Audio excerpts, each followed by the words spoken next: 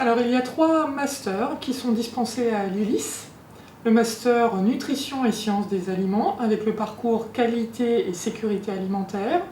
Le master Ingénierie de la Santé, avec 7 parcours. Et le master Management sectoriel, avec 3 parcours. En ce qui concerne le master Nutrition et Sciences des Aliments, il y a un parcours qui s'appelle Qualité et Sécurité Alimentaire et pour lequel nous formons chaque année une vingtaine de responsables qualité qui travailleront dans le secteur de l'industrie agroalimentaire au sens large, à la production, mais aussi dans des entités, des structures qui produisent des emballages par exemple. Les métiers auxquels forme le master Management sectoriel sont de 3 natures différentes.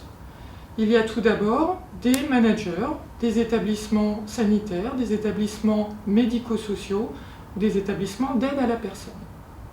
D'autre part, nous formons aussi des managers de la qualité et des managers des risques, qui seront par exemple HSQE, donc traiteront de l'hygiène, la sécurité et la qualité en structure médico-sociale. Et enfin, nous formons des personnes qui sont en capacité de traiter de la logistique en santé et du management des flux. On en a un bel exemple actuellement, par exemple avec la gestion des flux des vaccins. Pour le master Ingénierie de la Santé, nous avons 7 parcours et donc 7 natures de métiers qui sont différentes et qui couvrent un panel qui forme des ingénieurs dans le secteur de la santé. Le parcours HB-RC, Healthcare Business et Recherche Clinique, forme des spécialistes dans la technologie biomédicale et la recherche clinique. Les enseignements qui sont dispensés ont attrait à la négociation, par exemple, ou à la gestion de clientèle. Le parcours QUEST, Qualité, Environnement, Santé et Toxicologie, forme des spécialistes de l'évaluation des risques et de la toxicologie en entreprise. Le parcours Data Science en santé forme des spécialistes en capacité de gérer des pools de données massifs de données de santé et de pouvoir les exploiter pour être informatifs à la décision des pouvoirs publics, par exemple. Dans le master Ingénierie de la santé, il existe aussi un parcours ergonomie. Ce master forme des spécialistes capables d'adapter le système de travail à l'homme. Il existe un parcours Ingénierie des métiers de la rééducation fonctionnelle. Celui-ci ne s'exerce qu'à partir du Master 2. Il apporte des connaissances complémentaires et un master aux professionnels de la rééducation fonctionnelle et en particulier de la kinésithérapie. Au sein du Master Ingénierie de la Santé, nous avons également un parcours qui s'appelle EMA. Celui-ci décerne un diplôme européen qui allie les connaissances de 3 partenaires, l'ILIS, l'Université de Porto et l'Université de Hambourg. Dans ce cadre, les étudiants sont formés et suivent des semestres dans chacune des universités de manière à développer leurs connaissances en technologie biomédicale.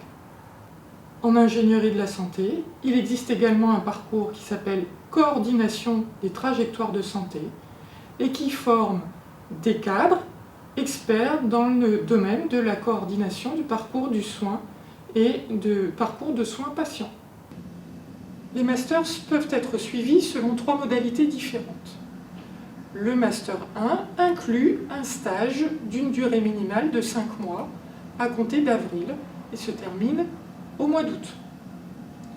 En ce qui concerne les M2, les cours sont dispensés les vendredis et samedis matins, ce qui laisse la liberté les 4 premiers jours de la semaine d'avoir un CDD ou un CDI à temps partiel.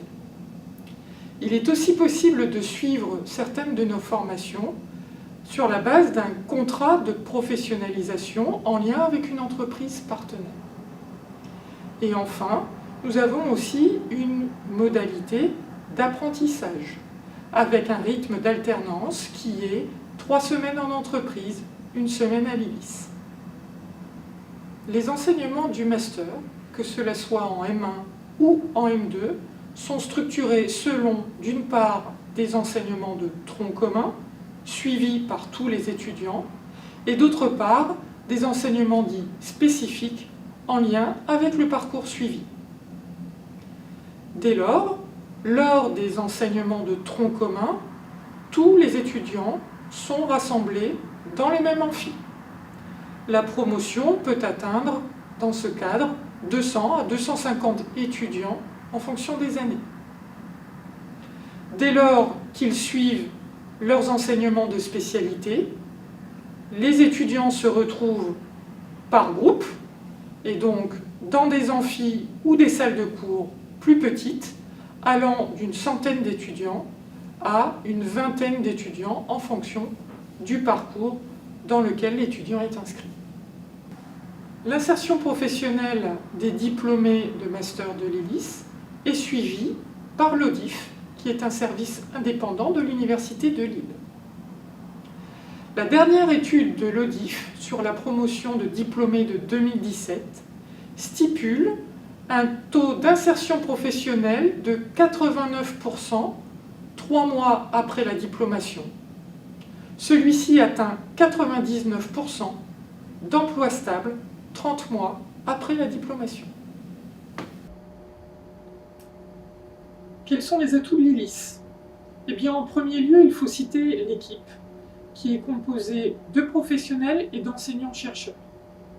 Le fait d'avoir des enseignants-chercheurs au sein de l'équipe enseignante induit directement que les travaux de leur recherche, qui sont en lien avec nos enseignements, alimentent régulièrement les connaissances et les compétences des étudiants.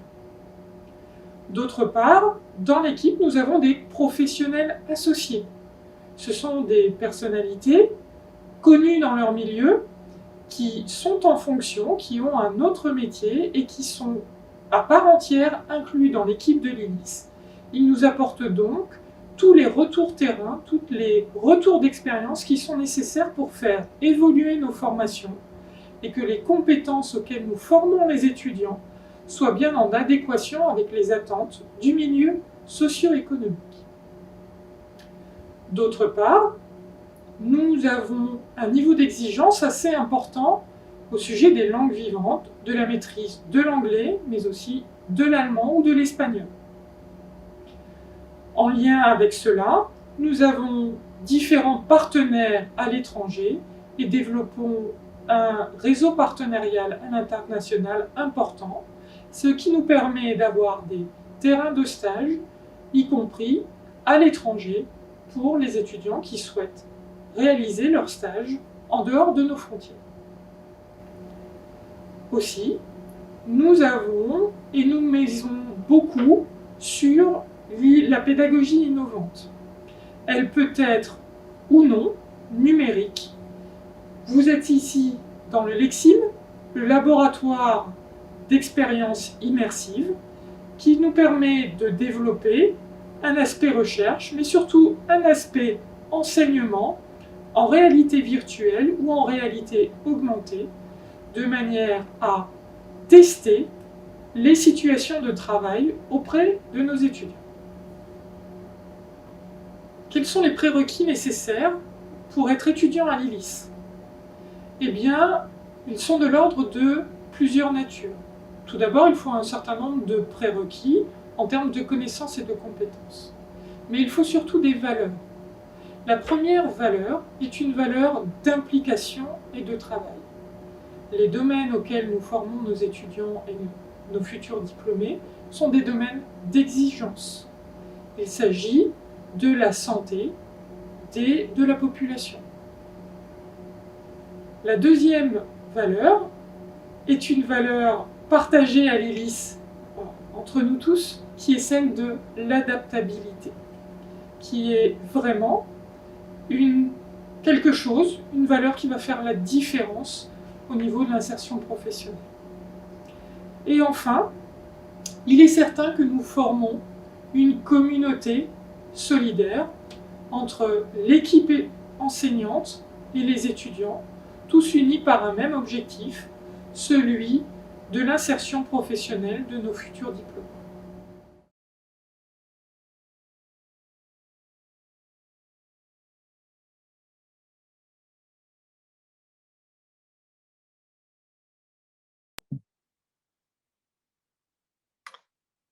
Bien, est-ce que vous m'entendez?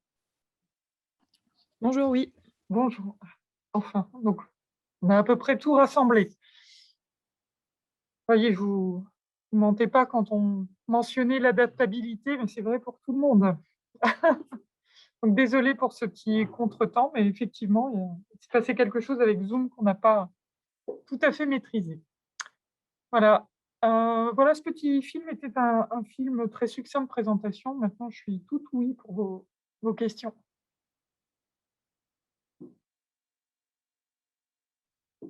Alors, vous pouvez soit les poser oralement, soit dans le fil de discussion.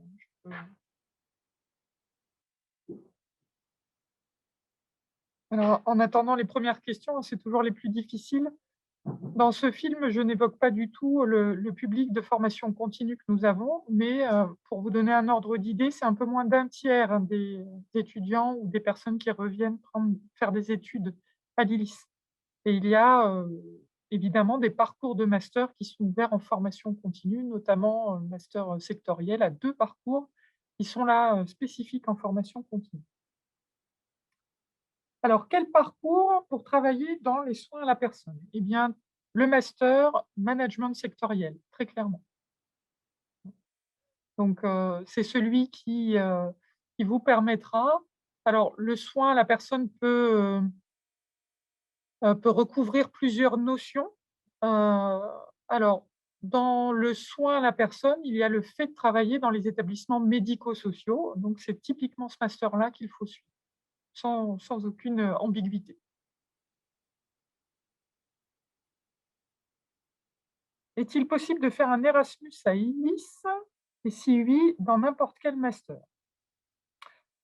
Il est possible de faire un Erasmus à ILIS, oui, d'autant plus que cette année, nous avons déposé un dossier Erasmus Mundus, donc euh, si nous l'obtenons, c'est la troisième année qu'on dépose, on l'a rarement du premier coup.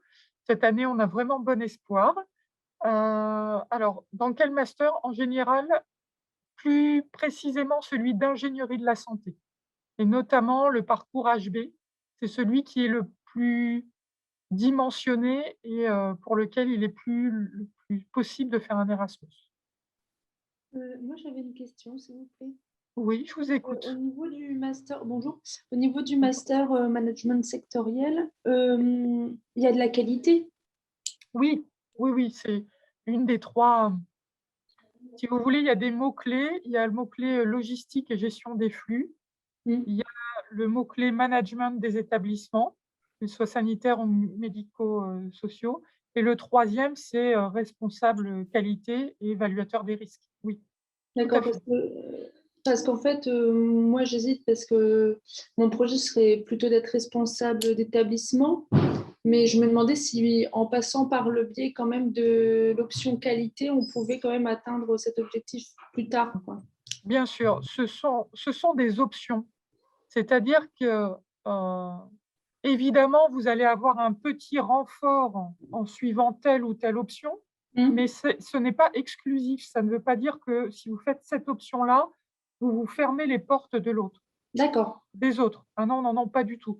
Il y a vraiment un socle de compétences qui vous permet, c'est juste une adaptation, si vous voulez. Hein. D'accord, ok. Et il y a possibilité de le faire en master 1 en alternance? Non, je crois pas, hein. Non, pour l'instant, c'est que les Master 2. On va essayer de passer tous les Master 2 en alternance et quand ils y seront tous, on s'attaquera au M1. Très bien, merci beaucoup. Je vous en prie.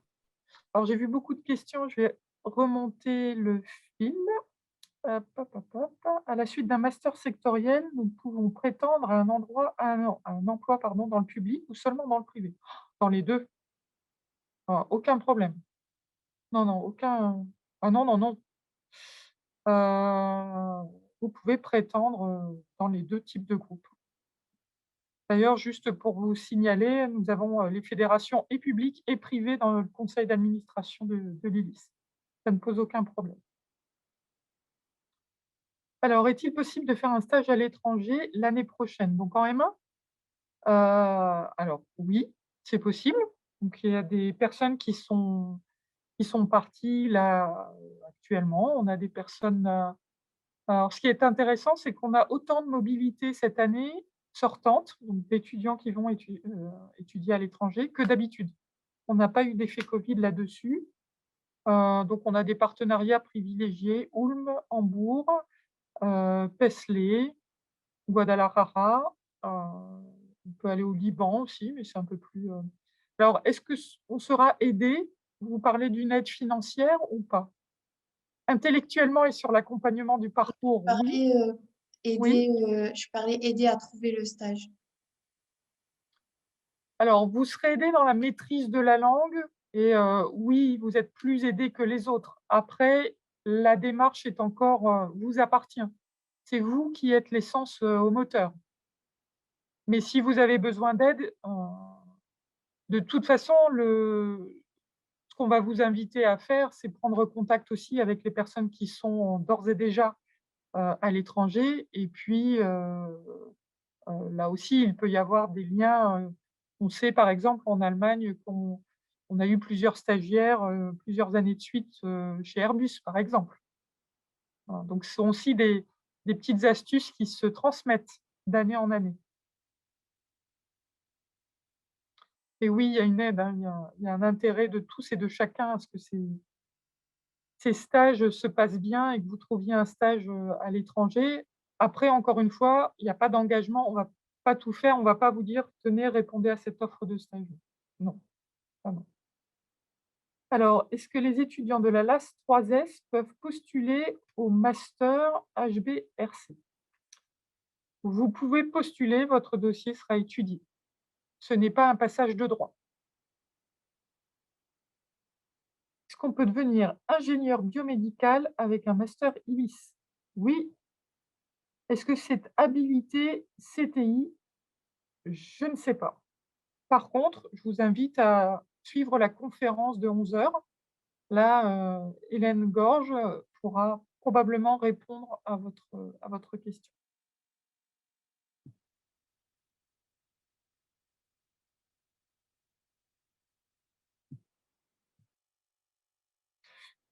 Est-il possible de faire un semestre à l'étranger? Alors, oui, oui, oui, oui, oui, on est toujours à l'écoute de ça, en M1 ou M2. Alors, plutôt le M1. Ce n'est pas impossible en M2, mais plutôt le M1, tout simplement parce que là, on est sur un format stage. Le M2, vous le savez, les cours ont lieu le vendredi et le samedi matin.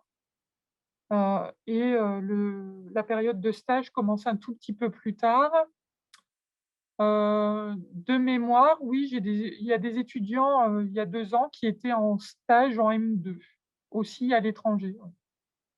Et de mémoire, là encore, moi, je connais une étudiante qui a fait son M1 et son M2 à l'étranger. Après, c'est vraiment la question de votre projet professionnel, parce que dès lors qu'on est allé à l'étranger 2 années de suite, on a construit son réseau à l'étranger. C'est-à-dire que si on cherche du travail ensuite en France, bien, on n'a pas cette habitude-là, on n'a pas de réseau, on n'a pas vraiment d'appui. Ça n'est pas rédhibitoire, hein, bien entendu, vos stages à l'étranger peuvent faire la différence. Mais le retour en France, quand on a passé 2 ans, 2 fois 6 mois à l'étranger, est parfois un petit peu plus complexe que quand on a réussi à s'y ancrer en ayant un stage en M1, puis un contrat pro en M2. Forcément, si vous êtes à l'étranger, il n'y a pas de dispositif contrat pro. Je rappelle que le dispositif contrat pro ou apprentissage, il y a quand même un engagement. Enfin, les entreprises ne s'engagent pas dans cette voie si elles n'ont pas la volonté d'avoir un futur collaborateur. C'est quand même très, très une marque forte de l'entreprise ou de la structure que de passer les étudiants en mode contrat pro ou contrat d'apprentissage. Donc, et ça, c'est pas possible avec l'étranger. Excusez-moi. Oui, oui. J'avais une question par rapport au CAFDES. En fait, j'ai vu qu'on pouvait faire un double cursus avec le management sectoriel et le CAFDES. Mais comment ça se passe exactement, en fait? Alors là, il faut être déjà en emploi. Ça, c'est pour la D'accord. formation continue. Et donc, ce sont pour les personnes qui font office de cadre, mais qui ne le sont pas. Et qui viennent D'accord. valider, finalement. Donc, il y a une partie qui se passe en VAE, c'est-à-dire en validation des acquis professionnels. Ah, d'accord. Voilà. Donc, le CAFDES, il n'est pas ouvert, du coup, aux étudiants. Le D'accord. CAFDES, non. Ok, merci. Alors, quel est le master le plus adapté pour être directrice de crèche? Eh bien, management sectoriel. Voilà. Quel est le parcours pour les métiers d'ingénieur biomédical, master ingénierie de la santé et parcours HBRC?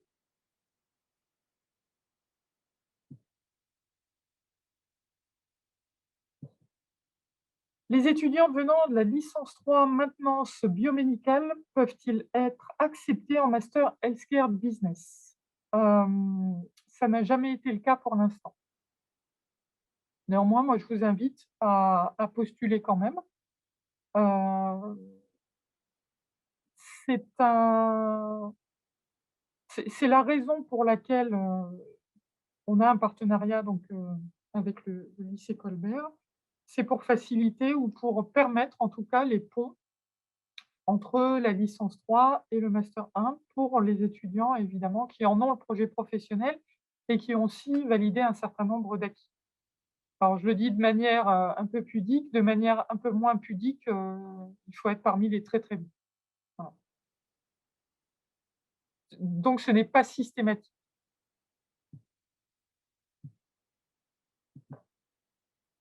Et jusqu'à présent, je ne pense même pas qu'on ait eu de demande dans ce sens-là. J'en suis pas certaine, mais en tout cas, n'hésitez pas à postuler par la procédure de e-candidat. Est-ce que les 3 masters sont en lien avec la licence SPS? Alors, j'interprète la question d'une certaine façon. Je l'interprète de cette façon-là. Si on a fait la licence SPS, est-ce qu'on peut prétendre aux 3 masters? Oui.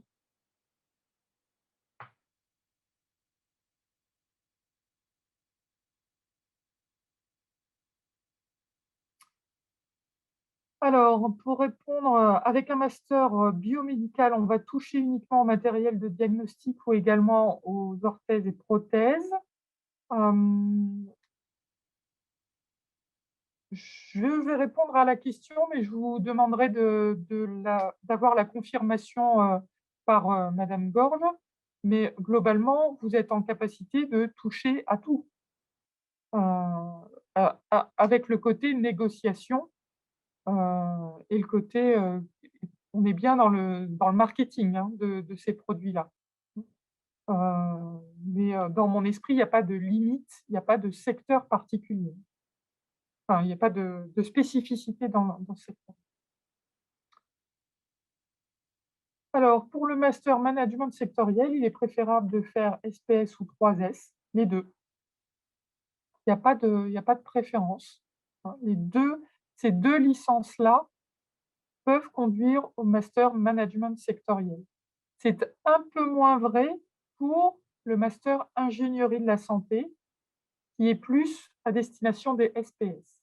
Mais vous avez vu que j'ai pris quand même des précautions.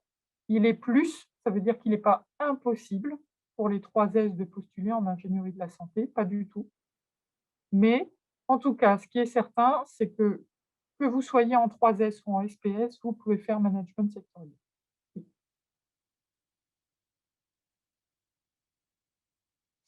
Alors, je termine ma dernière année d'IFSI. Y a-t-il un master plus adapté pour la poursuite d'études? Oui, le management sectoriel.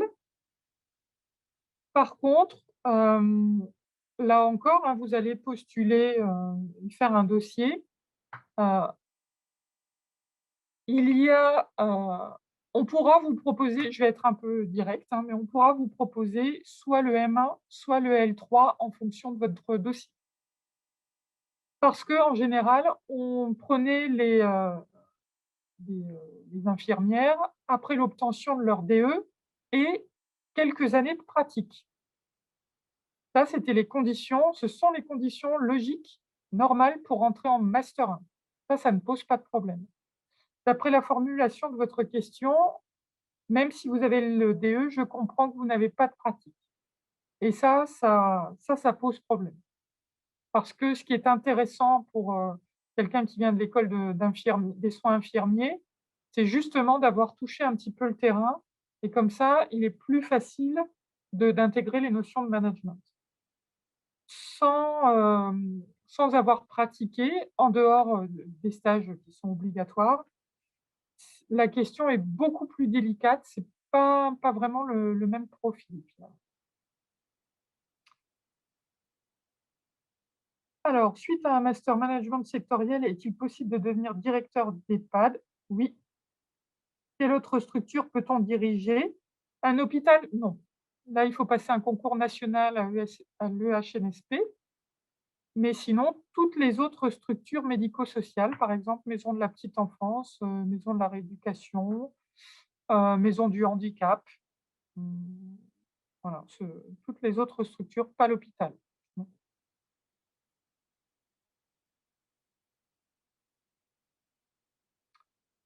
Quel master permet de travailler dans la maintenance ou dans la pose de pacemaker, par exemple? Heu, j'aurais tendance à dire qu'on nous ne sommes pas les masters les plus adaptés à ça. Voilà. Dans la maintenance technique, non.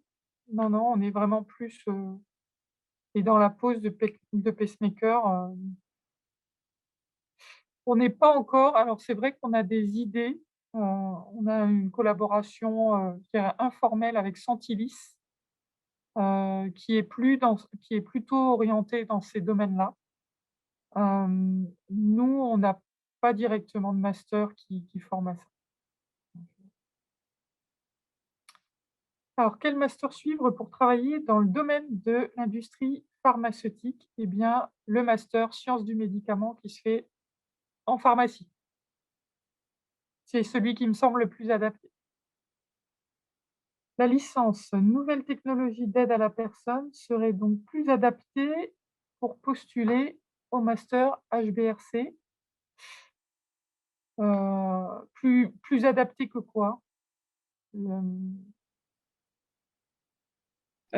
Plus adapté que maintenance, biomédicale.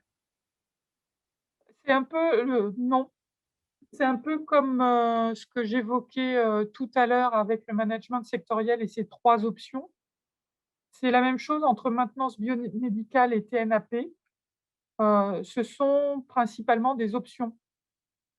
Donc la différence n'est pas plus flagrante, que ça. Donc non, entre les 2, entre ces 2-là, il n'y en a pas une de plus adaptée que l'autre. D'accord, merci.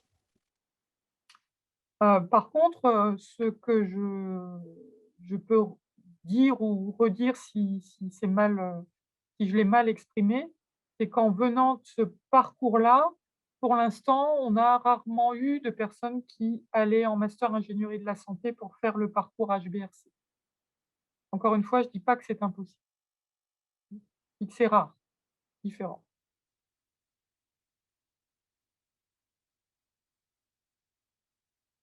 Alors, combien de temps de pratique?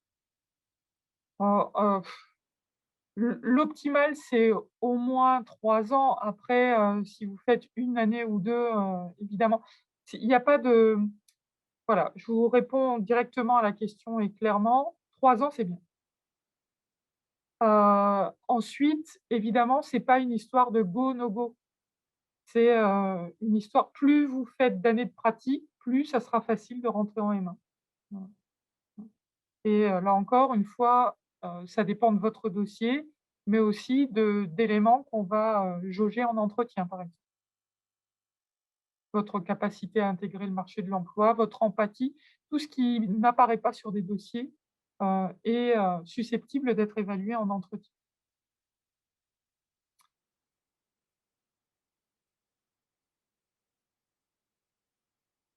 Alors, quels sont les prérequis exigés pour l'inscription en M2 parcours gestion des établissements médico-sociaux? Il y en a plusieurs. Hem, alors, d'abord une bonne connaissance de l'organisation des systèmes de soins et de santé. une bonne maîtrise parce que le parcours l'organisation française est un peu particulière, donc il faut bien, comprendre quels en sont les acteurs, comment ça fonctionne, notamment, le rôle de la prise en charge, de la sécurité. Tout ce qui est économie de la santé, ça c'est vraiment, quelque chose, sans ça, on ne peut pas. Deuxièmement, il faut de grandes notions de risk management et de la gestion de la qualité.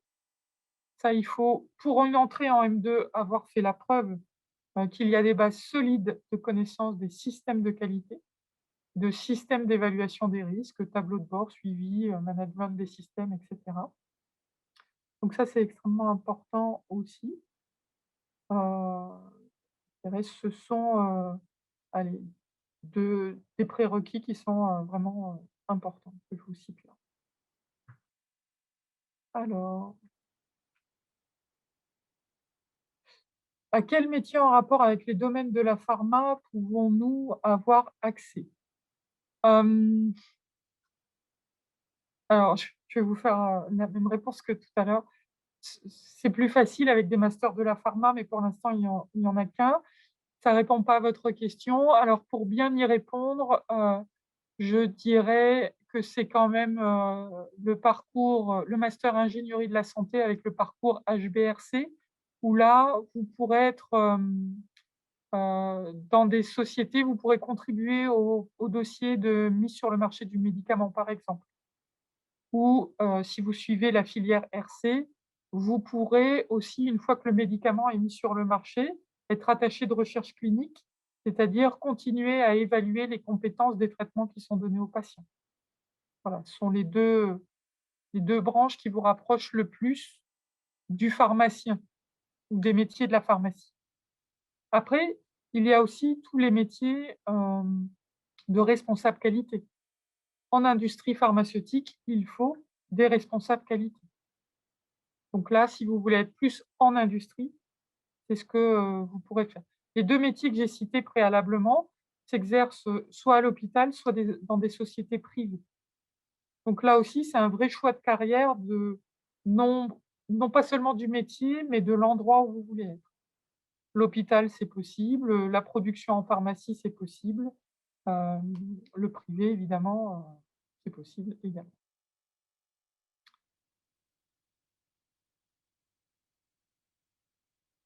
Alors, la deuxième langue vivante est-elle obligatoire en master? À mon c'est rigolo que vous parliez de ça parce que c'était un sujet crucial, qu'on essaie de traiter en ce moment. C'est vraiment une vraie question. Alors, pour vous répondre clairement, il n'y a pas d'obligation. Il y a toujours un choix. La raison, qui fait débat, c'est que c'est vraiment dommage que ce soit pas obligatoire, et notamment pour certains parcours. C'est vraiment, vraiment dommageable parce que même si vous ne vous servez pas de votre deuxième langue vivante, parce que, faut pas se le cacher, il y a beaucoup des métiers auxquels on forme, pour lesquels on n'a pas besoin réellement de cette, 2e langue vivante. Néanmoins, ça donne une idée de vous, de quelqu'un, finalement, avec une grande ouverture d'esprit, avec une grande curiosité. Enfin, ça donne une image très positive. Quelqu'un qui a fait quelque chose dès lors que c'est pas obligatoire, mais voilà, c'est comme l'évaluation des risques, hein. Ça ne veut pas dire que si vous n'avez pas de langue vivante, de deuxième langue vivante, vous ne trouverez pas de travail, mais ça vient augmenter vos chances qu'on vous sélectionne vous plutôt que quelqu'un qui a pas, même si ça vous sert à rien. Mais ça donne l'idée aussi de quelqu'un de persévérant. Ça donne, différentes idées qui sont appréciées différemment en fonction de l'interlocuteur que vous aurez. Pour moi, c'est une carte supplémentaire dans votre poche. Voilà, tout simplement. Je vais être très caricaturale et donc ce propos ne va engager que moi, mais ça fait niveau master, ça fait je maîtrise. Voilà. Si, évidemment, vous avez un concurrent qui a une langue et que vous en avez 2, ben, vous augmentez vos chances que ce soit vous qui soyez pris, tout simplement. Est-ce que c'est obligatoire? Non. Donc c'est quelque chose de dommageable que je mentionne. Heu, Si ça ne tenait qu'à moi, ça serait obligatoire, voilà. Donc je ne sais pas si c'est une chance pour vous ou pas. Alors à quel métier? Ah, ça j'ai répondu. Les L2 et les L3 SPS, on peut aussi faire nos stages à l'étranger. L2, c'est compliqué, L3, oui. Alors pour les L2, j'ai dit que c'était compliqué, pas impossible. Pourquoi en général, là encore, j'ai pas de souvenir d'étudiants qui sont partis en L2, mais ce n'est pas interdit par le règlement. Ce qui est difficile, c'est qu'en L2, en termes de compétences à mettre en avant pour les entreprises qui sont à l'étranger, voilà, ça c'est compliqué. Et c'est aussi compliqué si c'est votre première découverte heu et c'est l'objet de ce stage de L2, hein, de découvrir un peu le domaine dans lequel vous voulez, vous orienter professionnellement. Donc je dirais qu'il y a d'autres enjeux en L2 que de celui d'être à l'étranger.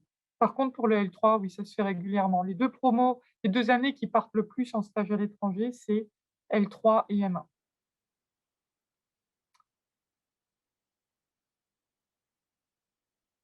Ah oui, donc concernant le master HB, faut-il un niveau de langue minimum? Ah oui, il faut être, juste, irréprochable en anglais. Oui, oui, oui. Il faut s'exprimer en anglais, alors pas être bilingue puisque pour être bilingue, il faudrait qu'on soit natif. Mais il faut vraiment que l'anglais ne pose aucun problème.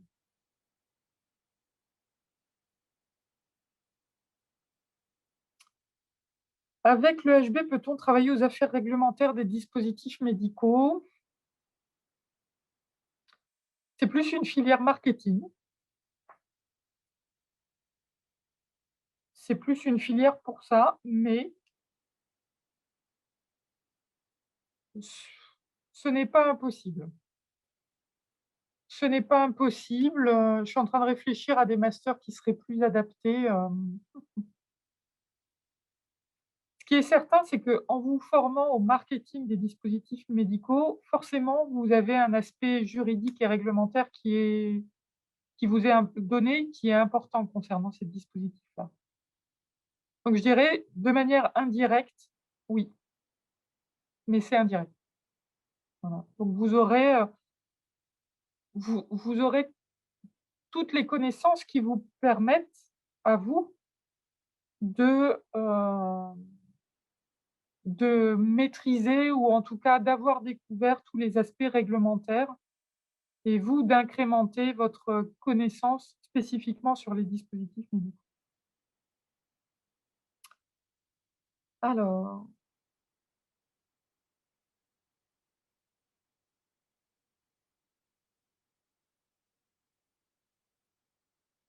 alors, si vous déposez votre, dossier en M1, il va être étudié et là, il y a 2 propositions possibles, soit un refus direct de tout, soit une proposition de L3. Et la proposition de L3, en général, c'est la L3 SPS avec le parcours SMS, sciences médico-sociales, qui est proposé.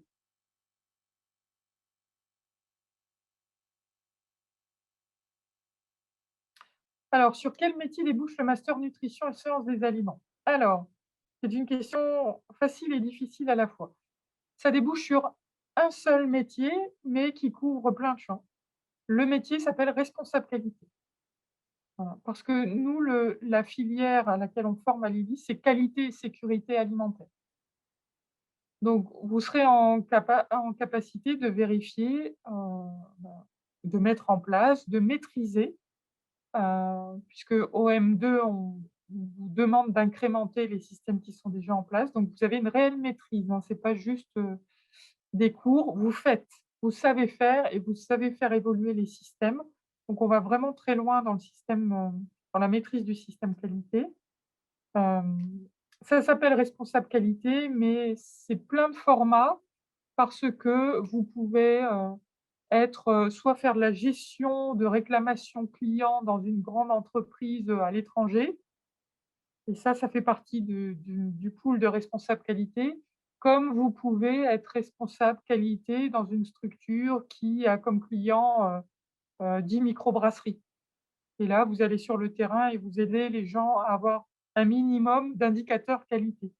Donc vous voyez, avec cette même étiquette, vous pouvez avoir du très local, privé, de l'international, heu, privé aussi, ou vous pouvez travailler dans le public. Enfin, il y a vraiment, alors chaque année en conseil de perfectionnement, on demande est-ce que on change nos métiers? Est-ce qu'on les diversifie? Est-ce qu'on leur met d'autres casquettes?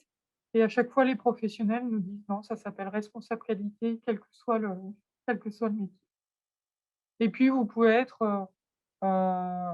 travailler en production primaire, c'est-à-dire près des élevages et de l'agriculture et vous pouvez travailler aussi où on a eu beaucoup de gens à un moment qui travaillaient dans le domaine de la pomme de terre, hein, certainement la région qui nous oblige à ça et on avait aussi des gens qui travaillent dans les produits de 4e gamme, c'est-à-dire qui ont créé, qui ont aidé avec l'équipe marketing et les nutritionnistes à créer des plats, la nouvelle gamme de plats, surgelés de chez Picard, voilà. Mais ça s'appelle, pareil à chaque fois. Alors, bonjour, est-ce qu'en LAS2, il y aura un stage de prévu ou non? Ça fait partie des discussions actuelles. Pour l'instant, plutôt non. Voilà, mais c'est une réponse au jour d'aujourd'hui. Tout ça n'est pas encore validé par les instances.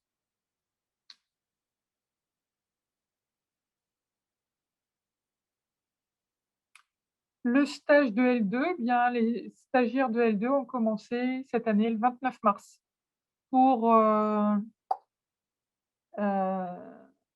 SPS. Ils commencent un peu plus tard pour, 3S. Ils commencent le 16 avril, me semble-t-il, pour 3S.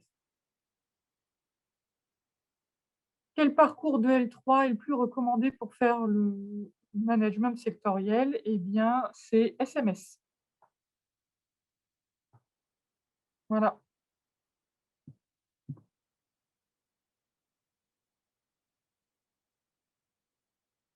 Donc je pense avoir répondu à pas mal de questions.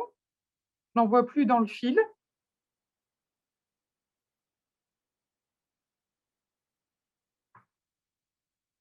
Très bien. Plus de dernières questions. Ça va nous permettre de basculer donc sur l'interview de docteur Hélène Gorge, qui pourra donc plus vous renseigner, enfin plus précisément en tout cas, vous renseigner sur la filière, sur le master, et le parcours HBRC, y compris sur le parcours, EMA. Très bien. Eh bien, s'il n'y a plus de questions, je vous remercie de votre présence. Je vous remercie des questions qui ont été, très, très riches et puis, n'hésitez pas à interagir encore, avec nous si besoin et merci à tous les étudiants d'ILIS dont je vous connais, hein, un peu. Pas tous. Merci à tous. Bonne fin de journée. Au revoir.